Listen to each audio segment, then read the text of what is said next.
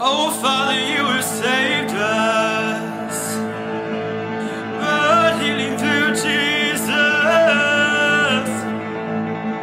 Come lead us by your Spirit to make you known.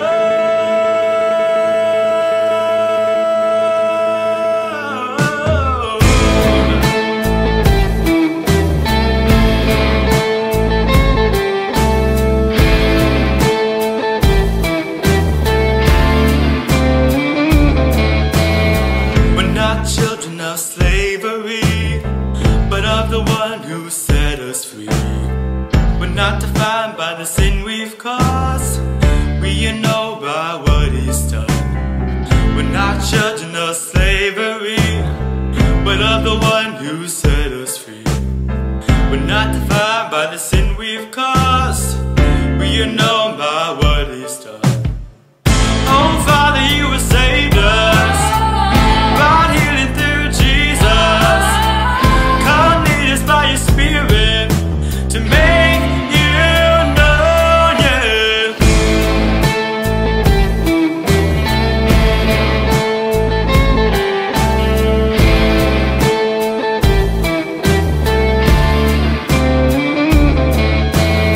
So give us words to speak your truth, give us eyes to see you move. Hear your sons and daughters sing your song, that there is power in the risen one, yeah. Oh, Father, you have saved us, brought healing through Jesus. Come lead us by your Spirit to make you known, yeah.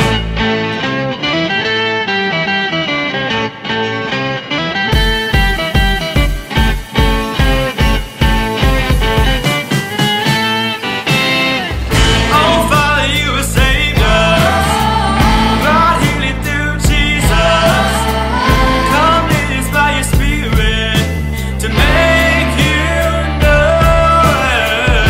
Oh, Father, you have saved us, brought healing through Jesus. Come lead us by your Spirit to make you known, yeah.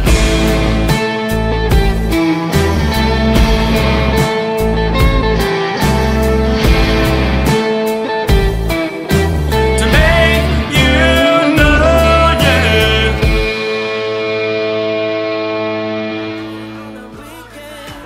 Yeah, when I get the kind of feeling, I gotta say,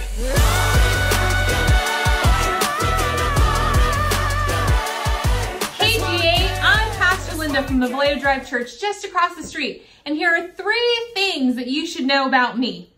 Boring. I've swum with sharks. They don't care. Okay, I'm ready. Are you gonna wear that? Man, Coach Dorsey was really on point when he spoke for chapel a couple weeks ago. That's why they should only allow male speakers for chapel.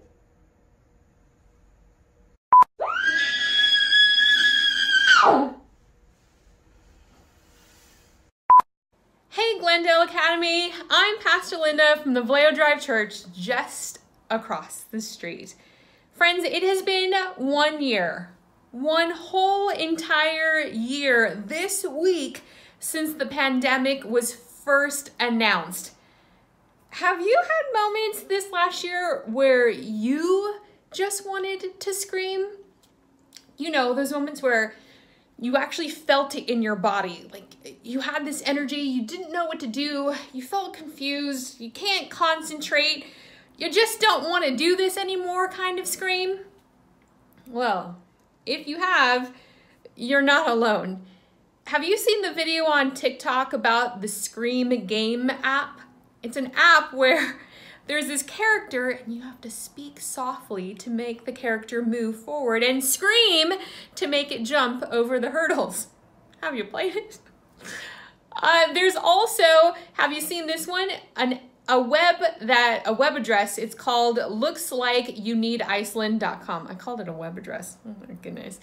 The web app lets you release your pandemic pent-up frustration through screams that are then broadcast into the Icelandic wilderness from speakers that they have set up outdoors. Mentally raise your hand, your eyebrow, your phone, or whatnot if you've ever wanted to scream over any of the following this past year. It's your first year in Academy, and it has been nothing like High School Musical. Andrew and the other freshman class officers, we see you and we salute you for making it through the year so far. Keep on going. Tell me if you've wanted to scream if you are a current class officer or essay officer and you had all these plans and none of them have come to fruition. Ugh, frustrating. If it has been, tell me if you wanted to scream if this is your final year in sports or in band or choir and there's no tournament, there's no concert, there are no playoffs. Tell me if you wanted to scream because you've got a boo and you did not get to hang out with them this year because of the pandemic. Or tell me if you wanted to scream because you want a boo and have not been allowed to go out with friends to make that happen with someone. There's a lot. There's a lot going on for sure. Pastor Ben shared with me that your theme for chapel has been endurance for the last couple weeks. And I love that. That's such a fantastic topic. And you've had some really great speakers the last few weeks. I looked at a couple of them. It was so great to hear Coach Dorsey talking about the fact that we can push away fear because God has already equipped us. Or Miss Christie, who shared about her encounters with divine providence when she felt like there was no hope. Or Pastor John at Walla Walla, who reminded us that God is walking through this entire thing with us. Well, when Pastor Ben and Dr. O contacted me, Dr. O said to me that I was a practical person who was hands-on with everything. Well, since he said it, let's be hands-on today. I would love for you to grab a piece of paper and a writing utensil, whatever that is, or use your phone, or just do it with me mentally, okay? But we are going to build up your toolkit with helpful, practical ways that you can not just want to scream through the rest of this school year, but maybe actually grow stronger because of it. So before we begin, let's take a moment to pray. God, for these incredible students, for the staff, for the faculty, God, we invite you into this space today. We thank you for being a God who's okay with our screaming moments, especially when we're talking to you about it, God. Thank you again for being here with us and making us stronger, God. We love you. In your name I pray. Amen. All right, let's do this. Endurance. It's a great goal.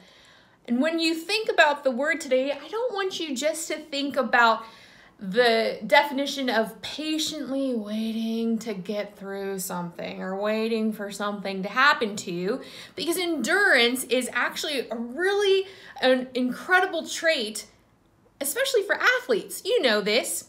Endurance athletes have some incredible traits about them. They're resilient. They fall, but they get back up again. Endurance athletes are consistent. You have to show up. You have to put in the work to get stronger. They're organized. You cannot be a chaotic mess and have things work out for you. There's got to be a plan. They're brutal. They're not going to let anything keep them from their goal. And they're present. You have to be focused on the task that's in front of you. These are some incredible traits, and it's all about your perspective. So you, our students, I'm calling you athletes, let's actually build up tips for building up your endurance for the rest of this year as you finish out this academic race. Tip 1, care for others.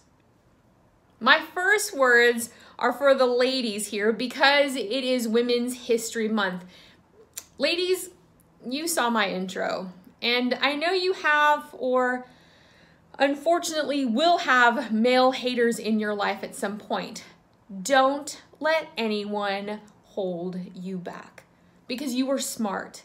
You are beautiful and you are complete just as you are because you were fearfully and wonderfully made. So ladies, speak up. And men, you've got a role in this too. Let them speak and be affirming. Why do I say this? I read this study that George Washington University held, and it showed that men interrupted women 33% more when they were speaking to a group of women than when they were speaking to a group of men. Guys, let's let the women speak and be affirming. What do I mean by that? Say that you're in a meeting with senior class president Cassidy Chan and she says something that you agree with. Guys, speak up and affirm her by saying something like, I agree with Cass. Not with her or not what she said. She's got a name, so use it. And ladies, same thing for you as well for the men. Here's another study that I read about. The Washington Post did a research article on the sidewalk experiment. Have any of you heard about this? They were studying that when a male and female were walking down a sidewalk together, it was always the female who moved out of the way for the male to pass. So for the study, all of the female journalists chose to not move, and nearly every single time got hit. Why? Because we've built a culture that expects women to get out of the way. Try it yourself. See, once COVID is over and we're together again, walk around and see if this happens. Men, we need you to share this awareness. We need you to be aware of this. So Noah, as SA president, for you and all of your male counterparts, bring the women up that are around you. I share this with you so that we are aware of the culture that we live in and that we can make a shift. I empower you to do that through awareness. Care for others through awareness. That's tip number 1. Tip number 2 for endurance is making sure that we're caring for ourselves. That should have been the first thing I talked about, but we had an exercise that went with it, so I'm putting it here. So let's do a quick mental health check to see if you're ready to deal with whatever the end of the year has in store for you. My pastor, Sam Lenore, would always ask this question whenever I came in like super stressed about something. He would ask me, are you eating well? Are you sleeping well? And are you talking to Jesus? If any of those 3 are missing, then we're off balance. And so that's my question for you. Are you eating well? Are you sleeping well? And are you talking to Jesus? All right, so let's do this exercise real quick. An exercise on building our endurance for self-care. Grab this piece of paper, and in the upper left-hand corner, I want you to write down 3 to 5 things that make you feel like you. Things that bring you joy. Things that give you energy. Not like going back and binging things like Emily and Betty or something like that, but the things that actually like make you happy, that you haven't had time. If you just had time, these would be some things that you would do. 3 to 5 things. And as you're doing that, in the lower right-hand corner, I would love for you to write down the things that are taking up your time. The things that are stressful. The things that are zapping your energy. Would you do that? 3 to 5 things, think of them. What are the things that bring you joy? If only you had time. Maybe it's like reading or playing basketball or going hiking. What are the things you just don't have time for, but if you did, you know it would make you happy? Now, the next thing that I'm asking you to do is to draw a tank, like a water tank or a cup or something like that, but you know, like we're looking like a vase. So something like this. what's got an inlet and it's got an outlet thing on it. So I'm asking you to draw something like that and to keep that in your head. Well, why am I doing this exercise? Let me explain.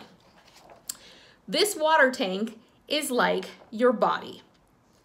And to be able to produce water, for water to be able to come out, we have to have water that's in the tank, right?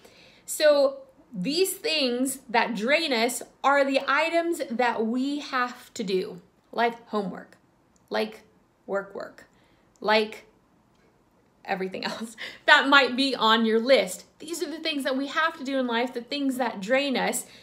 But it's important for us to keep our tank full. Well, what do we put into our tank? The things that bring us joy. Why am I talking about this? It's because this year we've all had to go through a lot. And we have to realize how this works, right? The higher our water level, because we've put things in, the greater the water pressure, the more that we actually can produce our output. So I was at a ministry retreat where one of the pastors was sharing this, and he would say on the weeks where he had something crazy busy going on or had a huge report where he knew he was going to be stressed out, he would purposely on the morning of go play basketball. So even though he took that extra hour out of his day, he realized for the rest of the day that he was even more productive. Friends, it's that simple for self-care. Taking the time to do the things that fill us. These are two things that I just wanted to share with you today. The first is caring for others. The second is caring for yourself, which includes eating well, sleeping well, and talking to Jesus. Did any of you happen to have a Jesus something in the upper left-hand corner? No? I'm not surprised. Friends, because I know for some, Jesus is this weird enigma. Like, we don't really get him. Yet I want to take a moment today to talk about this. We're just a few weeks away from Easter, a time when we celebrate the life, the death, and the resurrection of Jesus, the person who gave us life. If we are just doing the eating well and sleeping well and we're not taking into account Jesus, life just doesn't make sense. And I get it. Again, religion for some, it's just the thing that drains us because it's more people in our life who are telling us what to do, how to act, how to dress. But friends, I want you to know that Jesus isn't looking to change you. He's just looking to love you and to give you life more abundant. So be more like Jesus is my tip 3, right? Examples of what Jesus did. Before or after a major event in Jesus' life, he took the time for self-care. He ate well, he slept well, and he talked to God. After a big presentation, Sermon on the Mount, Jesus got into the boat to take a nap. After he had healed Lazarus before he went into the city, he stopped to eat at Mary and Martha's house. And right before Jesus was betrayed by Judas and eventually killed, Jesus went to the garden to pray. Oftentimes, we get stuck on the first 2 things, the eating and the sleeping well. We can do that, right? But to talk to God, that's like letting someone else take it. It doesn't feel like it could do anything for us. But friends, I want you to know that now through the end of the year, the most vital thing that you can do to strengthen your endurance is to pray. Prayer is our literal connection to the God of the universe who created us, to God who formed you in your mama's uterus. Friends, prayer is the most important thing that we can do. And yes, eating well and sleeping well and connecting to your life source. If you don't get the whole Jesus thing, I get it. And I invite you, talk to Pastor Ben, talk to me, talk to your teachers.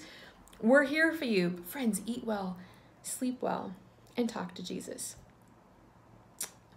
This endurance thing, I know, is especially tough for our seniors. So I want to talk to you all for a moment. Friends, Cassidy is your president.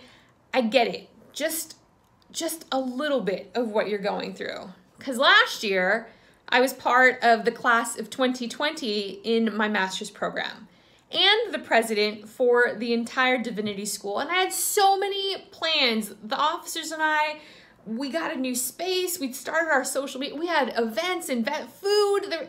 We were so excited. And then suddenly, I didn't even get to say goodbye to my friends who live in different states. We didn't get to do end of year parties. We didn't get to do all these things. And I have my graduation gown, my cap. I paid for it. It was just ready for me to wear it. And I never got to. The school told us, we'll try to work you into next year's graduation plans. So like this year, June. But there are no graduation plans for this year. So it's just missed. It's something we're not getting to do.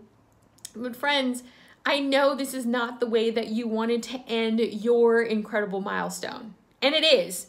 You have accomplished something so fantastic. And yes, getting a C in chemistry is an accomplishment. So friends, even though you don't know me and there's so many people around that you've not yet met, pastors and teachers, other people that are in the community, I want you to know that we are here for you. We are cheering you on with your teachers, with your families.